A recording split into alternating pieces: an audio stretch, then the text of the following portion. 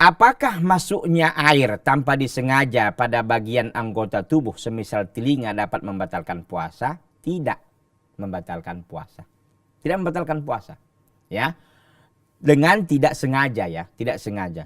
Bahkan para ulama menjelaskan bahwa tetesan obat obat telinga yang diberikan ataupun mata itu tidak membatalkan puasa. Kecuali memang itu bisa sampai kepada tenggorokan, karena memang dikatakan telinga itu punya saluran ya langsung ke tenggorokan. Begitu juga dengan mata. Tapi itu dipastikan dulu. Kalau memang dokter mengatakan tidak, ya nggak ada masalah.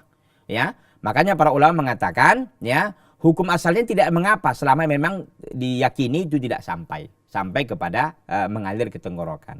Apalagi tadi katakan nggak sengaja pula itu, ya udahlah kan, tanpa sengaja. Mana di dalam Islam ini sengaja, tidak sengaja, lupa itu bonus sesungguhnya. Tapi jangan kita pura-pura enggak ini ya, pura-pura enggak tahu, pura-pura apa, enggak. Ini memang diukur betul kita tidak sengaja, ya ataupun kita lupa. Jadi masuk air ke bagian anggota tubuh semisal telinga, ya tentu kita sedang mandi atau apa, maka ini tidak membatalkan puasa. Jadi ketika kita sedang berpuasa, boleh nggak mandi Pak Ustaz? Boleh, silahkan. Ya, boleh, silahkan, tidak ada masalah. Apalagi umpamanya sedang sedang panas-panasnya yang kita memang sangat butuh untuk pendinginan umpamanya. Ya boleh, nggak ada masalah. Ya, tidak membatalkan puasa insyaallah taala.